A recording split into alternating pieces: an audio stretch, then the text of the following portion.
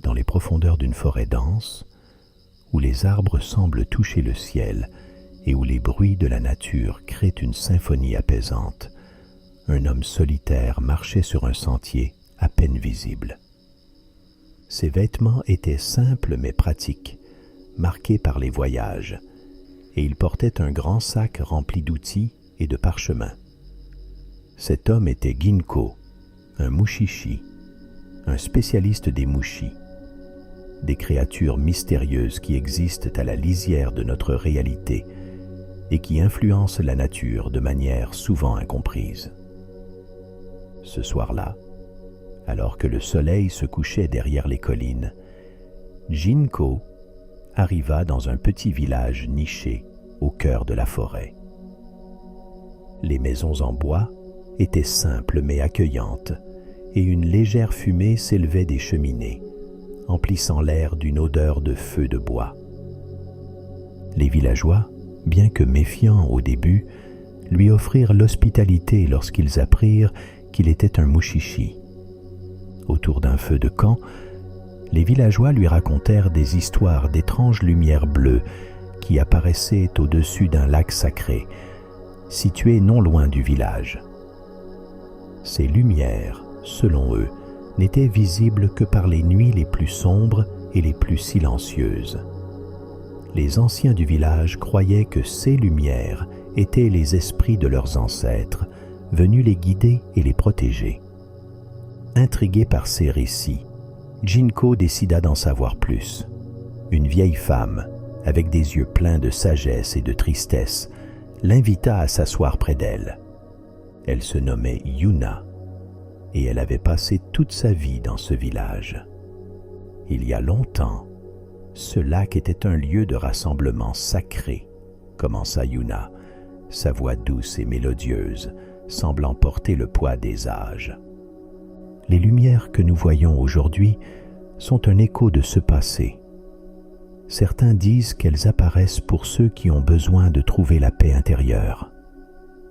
Ginkgo écoutait attentivement, notant chaque détail dans son carnet. Il comprit rapidement que les Mushi étaient impliqués. Lumière de l'âme, pensa-t-il. Ces Mushi étaient connus pour apparaître dans des lieux empreints d'émotions fortes, et ils avaient la capacité de révéler les pensées et les souvenirs des gens. Yuna continua. Depuis quelque temps, les lumières sont devenues plus intenses, et certaines nuits, nous entendons des murmures. Cela inquiète les villageois, surtout les plus jeunes. Ginkgo, avec son calme habituel, lui assura qu'il allait enquêter. Il passa la nuit à écouter les histoires des villageois, chaque récit ajoutant une nouvelle couche de compréhension à son enquête. Il sentait que ce village, ce lac et ces lumières détenaient des secrets profondément liés aux émotions humaines et à la nature même des Mushi. Tard dans la nuit, alors que tout le monde dormait, Ginkgo se rendit au lac. La forêt était silencieuse, seulement perturbée par le doux murmure du vent et le chant occasionnel d'un oiseau nocturne. En arrivant au bord du lac, il fut émerveillé par la beauté tranquille de l'endroit. L'eau était si calme qu'elle reflétait le ciel étoilé comme un miroir. Soudain, il vit les lumières bleues. Elles dansaient sur l'eau, créant un spectacle hypnotique. Ginkgo observa attentivement, essayant de comprendre leur nature et leur origine. Il se sentait étrangement apaisé par leur présence, comme si elles communiquaient directement avec son âme. Ce fut alors qu'il prit une décision. Il resterait dans ce village le temps nécessaire pour résoudre le mystère des lumières de l'âme et apporter la paix aux esprits troublés. Et ainsi commença l'aventure de Ginkgo dans ce coin isolé du monde, une aventure qui le mènerait à découvrir non seulement les secrets des Mushi, mais aussi des vérités profondes sur la nature humaine et la sérénité intérieure. Le lendemain matin, Ginkgo se réveilla tôt, baigné par les premières lueurs du jour.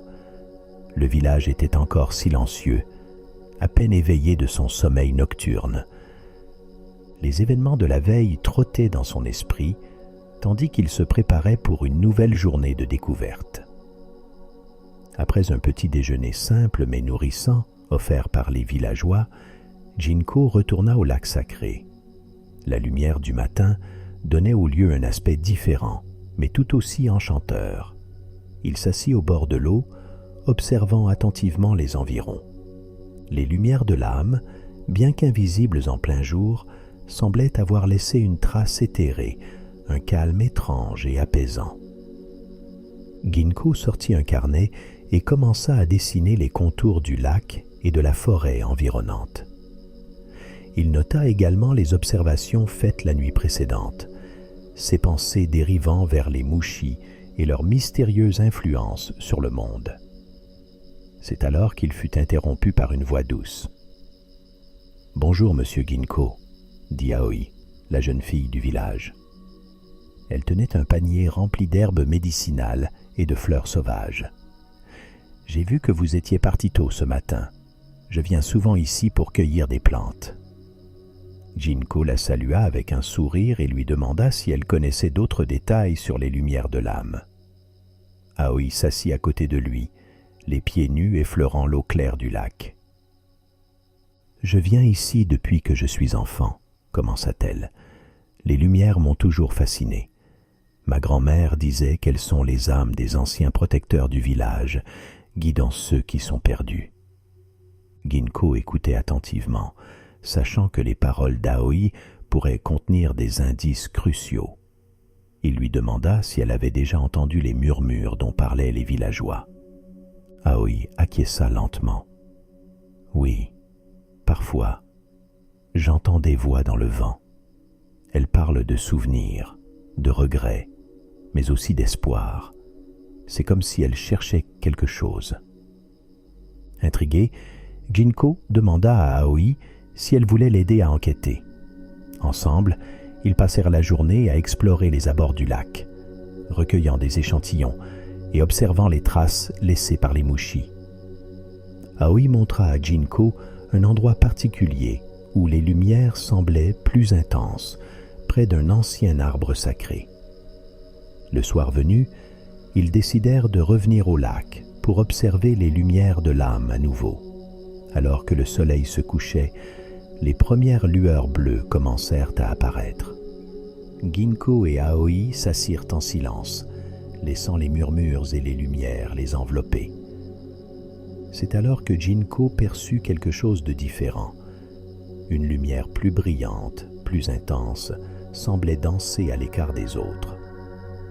Il se tourna vers Aoi, qui regardait cette lumière avec une expression de profonde émotion. « C'est elle », murmura Aoi, « l'âme tourmentée dont parle ma grand-mère. » Jinko comprit que cette âme était la clé pour résoudre le mystère du lac. Il prit une profonde inspiration, prêt à aider Aoi à apaiser cette âme tourmentée et à restaurer l'harmonie dans le village. Ensemble, ils commencèrent à élaborer un plan pour découvrir l'histoire de cette âme et lui offrir la paix. Cette nuit-là, les lumières de l'âme continuèrent de danser sur l'eau, créant un spectacle hypnotique. Ginko et Aoi savaient que leur quête ne faisait que commencer, mais ils ressentaient déjà la douce promesse de la rédemption et de la sérénité à venir. Le lendemain matin, Aoi conduisit Jinko chez sa grand-mère, Yuna, qui était la gardienne des histoires et des légendes du village. Assise dans une petite maison remplie de souvenirs et d'artefacts anciens, Yuna leur raconta l'histoire de l'âme tourmentée. « Il y a bien longtemps, » commença Yuna, « notre village était protégé par un homme nommé Kaito. C'était un guerrier noble et courageux, toujours prêt à sacrifier sa vie pour la sécurité de notre communauté. Un jour, une grande menace surgit sous la forme d'un incendie dévastateur. Kaito se battit vaillamment pour protéger le village, mais il ne put sauver tout le monde. Il mourut en croyant qu'il avait échoué. Depuis, son âme erre, incapable de trouver la paix. Ginko hocha la tête, comprenant mieux la situation. Kaito doit être l'âme que nous avons vue.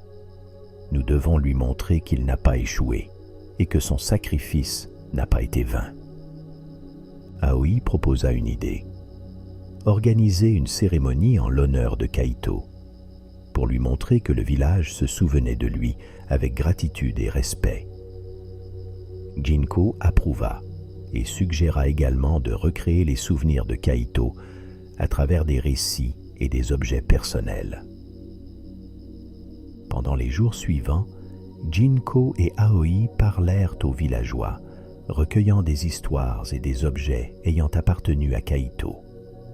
Ils découvrirent des souvenirs émouvants de ses actes de bravoure, mais aussi des moments de douceur et d'humanité. Chaque histoire, chaque objet était une pièce du puzzle de la vie de Kaito, contribuant à une image complète de l'homme qu'il avait été. Aoi, avec l'aide de Ginko, prépara un autel près du lac, où ils disposèrent les objets et les souvenirs de Kaito. La nuit de la cérémonie, tous les villageois se réunirent autour du lac, apportant leurs propres souvenirs et prières. La lune brillait haut dans le ciel, éclairant la scène d'une lueur argentée. Ginko prit la parole, racontant l'histoire de Kaito et expliquant l'importance de cette cérémonie. Les villageois, un par un, partagèrent leurs souvenirs, créant une atmosphère de respect et de gratitude.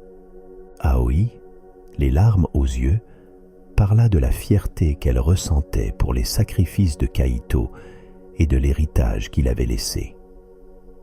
Alors que les dernières paroles résonnaient, les lumières de l'âme apparurent, plus brillantes que jamais. La lumière intense qui avait intrigué Ginko et Aoi se détacha des autres, flottant doucement vers l'autel. Les murmures se firent plus clairs, des mots de remerciement et de réconfort remplissant l'air. La lumière intense s'approcha de l'autel, semblant absorber les souvenirs et les émotions. Soudain, elle se transforma, prenant la forme éthérée d'un homme en armure. C'était Kaito, son visage exprimant enfin la paix et la sérénité. Il regarda les villageois avec gratitude, avant de disparaître lentement dans la lumière du lac, trouvant enfin le repos. Ginko et Aoi restèrent près du lac, contemplant la beauté de la scène. « Nous avons réussi », murmura Aoi, serrant la main de Ginko. « Kaito est en paix maintenant. » Ginko hocha la tête, le cœur léger. « Oui, et le village peut continuer à vivre en sachant que son protecteur a trouvé la sérénité. » Ils restèrent là, en silence, appréciant la tranquillité retrouvée du lac. Les lumières de l'âme continuaient de danser doucement, témoignant de la beauté intemporelle de la réconciliation et de la paix intérieure. Les jours suivant la cérémonie en l'honneur de Kaito furent marqués par une nouvelle quiétude dans le village. Les lumières de l'âme apparaissaient toujours la nuit, mais elles dansaient maintenant avec une sérénité retrouvée, témoignant de l'apaisement des esprits. Ginko et Aoi continuaient à explorer les environs, fascinés par les histoires que la forêt semblait murmurer. Un après-midi, alors qu'ils se promenaient près du lac, Aoi exprima son désir de comprendre davantage les murmures des âmes. « Je veux savoir ce qu'elles essaient de nous dire, » dit-elle. « Peut-être y a-t-il d'autres âmes qui ont besoin de notre aide. » Ginko acquiesça, pensant que les histoires des âmes pourraient contenir des leçons précieuses sur la nature humaine et les émotions. Écouter les murmures pourrait nous aider à comprendre ce qui lie ces âmes à ce lieu, répondit-il.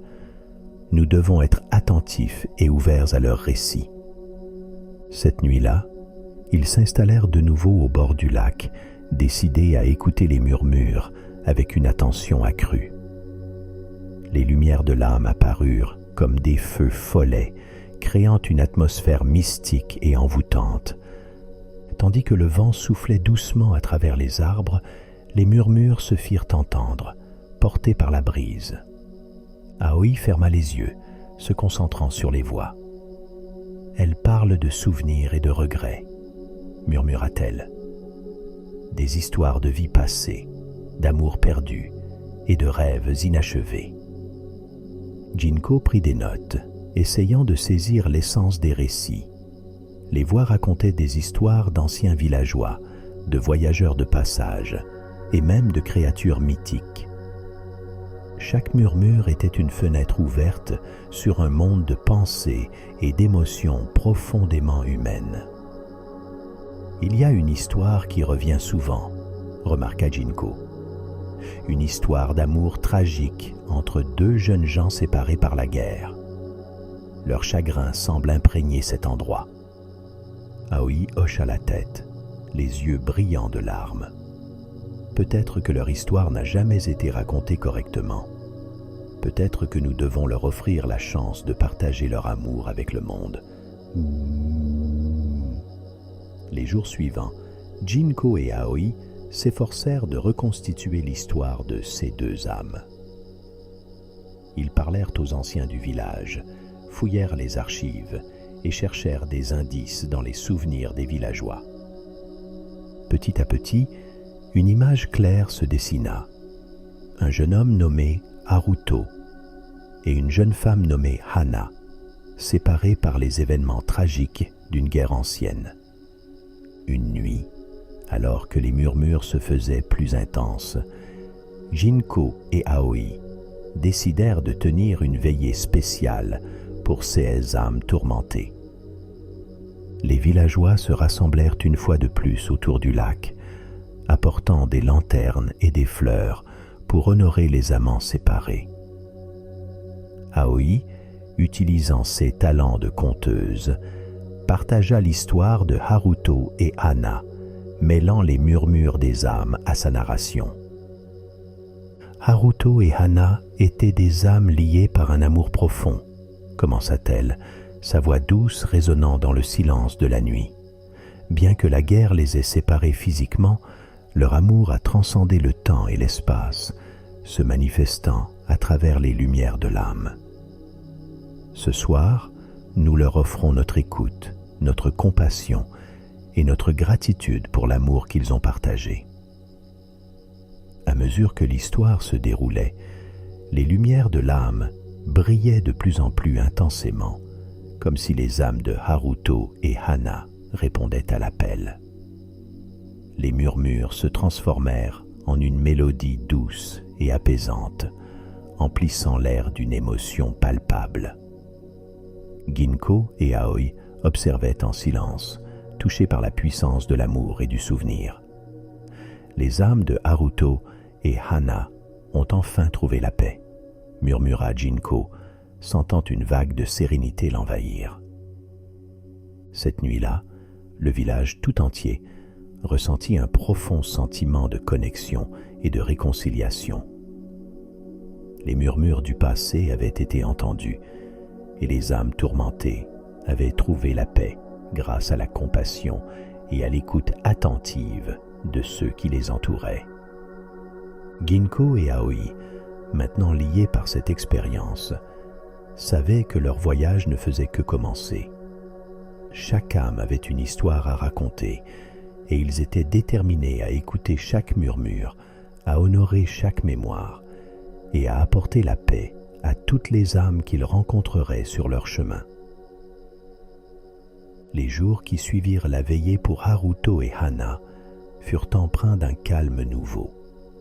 Les lumières de l'âme semblaient plus apaisées et les murmures des âmes se faisaient plus doux, comme si les récits partagés avaient allégé le fardeau des esprits. Pourtant Ginko sentait qu'il restait encore une âme tourmentée qui nécessitait leur attention. Une nuit, alors que Ginko et Aoi se reposaient près du lac, ils remarquèrent une lumière plus brillante que les autres. Cette lumière avait une intensité presque tangible, et les murmures qui l'accompagnaient étaient remplis de tristesse et de regret. Aoi, ressentant une connexion particulière avec cette lumière, s'approcha et murmura doucement, comme pour apaiser l'esprit. « Qui es-tu » demanda-t-elle, ses paroles emportées par la brise. La lumière sembla répondre par des murmures plus clairs, et Jinko, avec son expérience des Mushi, interpréta ces murmures. « C'est l'âme de Kaito, dit-il. Il n'a pas encore trouvé la paix complète. Il reste des regrets profonds liés à son devoir de protecteur du village. » Jinko et Aoi décidèrent de retourner voir Yuna, espérant qu'elle pourrait leur fournir des indices supplémentaires sur les regrets de Kaito. Yuna les accueillit chaleureusement et les écouta attentivement. Après un moment de réflexion, elle se leva et alla chercher un ancien coffre en bois. À l'intérieur se trouvaient des objets ayant appartenu à Kaito, une épée, un médaillon et un parchemin jauni par le temps. « Voici les derniers souvenirs de Kaito, » dit-elle en tendant les objets à Jinko. Il portait un fardeau lourd, celui de croire qu'il avait échoué à protéger notre village. Mais il y a une chose que peu de gens savent. Kaito était également un poète. Il écrivait des poèmes pour exprimer ses sentiments les plus profonds. Ce parchemin contient ses dernières paroles. Ginko et Aoi déployèrent le parchemin et commencèrent à lire les poèmes de Kaito. Chaque vers reflétait la bravoure, la douleur et l'amour qu'il portait pour son village. En lisant ces mots, Aoi ressentit une connexion plus profonde avec l'âme de Kaito. Elle comprit que pour apaiser son esprit, il devait lui montrer que son sacrifice n'avait pas été en vain et que son héritage de protecteur et de poète vivait encore. Ils décidèrent d'organiser une nouvelle cérémonie, cette fois en mettant l'accent sur l'aspect poétique et humain de Kaito. Aoi se chargea de préparer un récital de ses poèmes, invitant les villageois à participer en partageant leurs propres souvenirs et en lisant les vers de Kaito. Jinko, quant à lui, prépara l'autel avec les objets personnels de Kaito, créant un espace sacré pour honorer son esprit. Le soir de la cérémonie, les villageois se rassemblèrent autour du lac. Les lumières des lanternes se reflétaient dans l'eau, créant une atmosphère magique. Aoi commença le récital, sa voix douce résonnant avec émotion et respect. Chaque poème racontait une partie de l'histoire de Kaito, révélant la profondeur de son âme et la noblesse de ses actions. Les villageois, touchés par les mots de Kaito, partagèrent leurs propres histoires et souvenirs, créant un lien fort entre le passé et le présent. Les murmures des âmes semblaient s'harmoniser avec les récits, comme si elles trouvaient enfin la paix dans les paroles partagées. Soudain, la lumière intense qui représentait l'âme de Kaito brilla de plus belle. Jinko et Aoi ressentirent une vague de chaleur et de gratitude les envahir. Kaito apparut brièvement, un sourire de sérénité sur le visage, avant de s'élever doucement vers le ciel étoilé. Son âme, apaisée par la reconnaissance et l'amour des villageois, trouva enfin le repos. Ginko et Aoi restèrent silencieux, émus par l'accomplissement de leur quête. « Kaito a trouvé la paix grâce à toi », murmura Jinko. « Et grâce à toi, notre village a retrouvé son protecteur, non seulement en tant que guerrier, mais aussi en tant que poète et âme aimante. » Aoi sourit, les larmes aux yeux. « Nous avons tous appris quelque chose de précieux. Les âmes ne cherchent pas seulement la paix, elles cherchent aussi à être reconnues et aimées pour ce qu'elles ont apporté au monde. » Ils contemplèrent le lac, désormais paisible, les lumières de l'âme dansant doucement. Jinko savait que leur mission n'était pas terminée, mais il sentait que, pour l'instant, ils avaient accompli quelque chose de profondément significatif. Et ainsi, la quête de Jinko et Aoi pour apaiser les âmes tourmentées se poursuivit, chaque rencontre renforçant leur compréhension de la nature humaine et des liens invisibles qui unissent tous les êtres.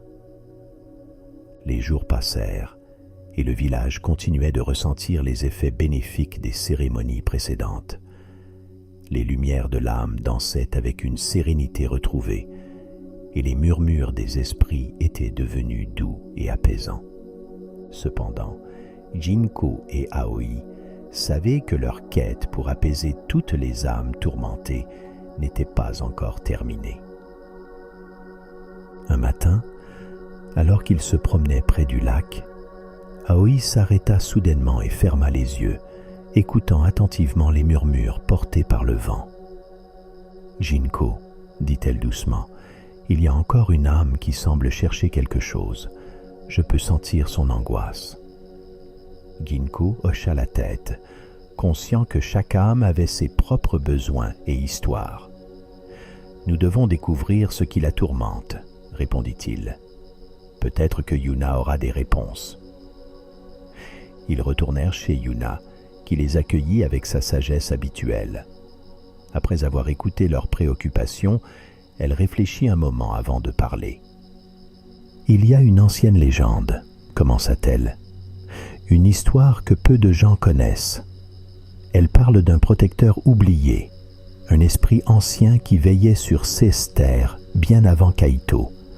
Cet esprit, connu sous le nom de Seiren, était lié à la forêt et au lac. Yuna raconta que Seiren avait été un guide pour les âmes perdues, aidant les voyageurs et les villageois à trouver leur chemin.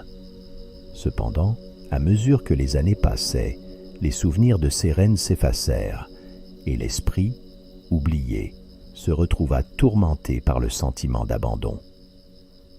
Jinko et Aoi comprirent que pour apaiser Seiren, ils devaient restaurer son souvenir et honorer son rôle en tant que protecteur. Ils décidèrent d'organiser une cérémonie spéciale pour rappeler Seiren à la mémoire collective du village. Pendant plusieurs jours, ils préparèrent la cérémonie, recueillant des histoires et des légendes auprès des anciens. Ils créèrent des lanternes et des offrandes, symbolisant la guidance et la protection de Seiren. Aoi, avec son talent de conteuse, écrivit un récit poétique qui capturait l'essence de l'esprit ancien. Le soir de la cérémonie, les villageois se rassemblèrent une fois de plus autour du lac. La lune pleine éclairait la scène d'une lumière douce et argentée. Aoi commença à raconter l'histoire de Seiren, sa voix résonnant avec émotion et respect. Seiren, esprit ancien de la forêt et du lac, guide et protecteur des âmes perdues, commença-t-elle. Ton souvenir est gravé dans la mémoire de ces terres. Nous t'honorons ce soir, reconnaissant pour la lumière que tu as apportée et les chemins que tu as éclairés.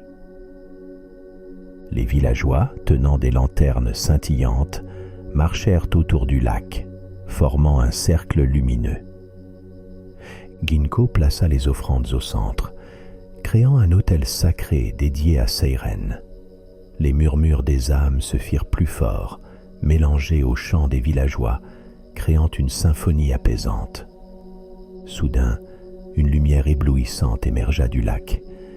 Une silhouette éthérée se matérialisa, brillante et majestueuse. C'était Seiren, son visage exprimant à la fois la sagesse ancienne et une gratitude profonde. Jinko et Aoi sentirent une vague de paix les envahir, alors que Seiren les regardait, reconnaissant l'effort fait pour restaurer son souvenir. Seiren leva une main éthérée, bénissant le village et les âmes présentes. Les murmures se transformèrent en une mélodie douce et harmonieuse, résonnant dans le cœur de tous les présents. L'esprit ancien, enfin apaisé, s'éleva lentement vers le ciel, laissant derrière lui une traînée de lumière apaisante. Jinko et Aoi restèrent silencieux, émus par la puissance de la cérémonie. Les villageois, touchés par la beauté de l'instant, exprimèrent leur gratitude et leur respect. Seiren a trouvé la paix grâce à vous, murmura Aoi, les yeux brillants de larmes. Jinko hocha la tête, ressentant une profonde satisfaction. Oui, et grâce à cela, notre village peut continuer à prospérer, sachant que ses protecteurs veillent toujours sur nous. Alors que la nuit avançait, les lumières de l'âme dansaient avec une sérénité renouvelée. Jinko et Aoi, unis par leur quête et leur compassion, savaient que leur mission n'était pas encore terminée, mais ils sentaient qu'ils avaient accompli quelque chose de profondément significatif. Et ainsi, la quête de Ginko et Aoi pour apaiser les âmes tourmentées se poursuivit, chaque rencontre renforçant leur compréhension de la nature humaine et des liens invisibles qui unissent tous les êtres. Les jours suivant la cérémonie de Seiren furent marqués par une tranquillité nouvelle dans le village. Les villageois, reconnaissants envers Jinko et Aoi, organisèrent une fête en leur honneur. La lumière douce du crépuscule enveloppait le village, tandis que les préparatifs battaient leur plein. Ginko et Aoi, se tenant au bord du lac, observaient les reflets des étoiles dans l'eau calme. Les lumières de l'âme dansaient avec une sérénité retrouvée. « Nous avons fait quelque chose de spécial ici, » dit Aoi. « Chaque âme a trouvé la paix, et le village se souviendra toujours de ces moments. » Jinko acquiesça. « Oui, et nous avons appris autant d'elle que d'elle de nous. » La fête commença, remplie de rires et de joie. Yuna s'approcha avec un petit coffret en bois qu'elle tendit à Jinko et Aoi. « Ceci est pour vous, » dit-elle. À l'intérieur, ils trouvèrent des souvenirs symboliques du village et des âmes qu'ils avaient aidées. Émus, ils remercièrent Yuna et les villageois. « Ces souvenirs nous rappelleront toujours les leçons de compassion et de paix, » dit Aoi. La nuit avançait, et sous les étoiles, Jinko et Aoi se retirèrent pour un dernier moment de contemplation. Notre voyage ici a été plus que la recherche de la paix pour les âmes, dit Jinko. Il s'agissait de découvrir ce que signifie être en harmonie avec soi-même et les autres. Aoi sourit. Oui, et nous avons appris que chaque âme a sa propre histoire, sa quête de paix. Ils restèrent là, savourant la sérénité de l'instant, prêts à continuer leur quête, déterminés à apporter la paix et la compréhension à toutes les âmes qu'ils rencontreraient. Sous le ciel étoilé et les murmures apaisés des âmes, Jinko et Aoi se préparèrent à poursuivre leur voyage, sachant que les leçons apprises ici les guideraient toujours.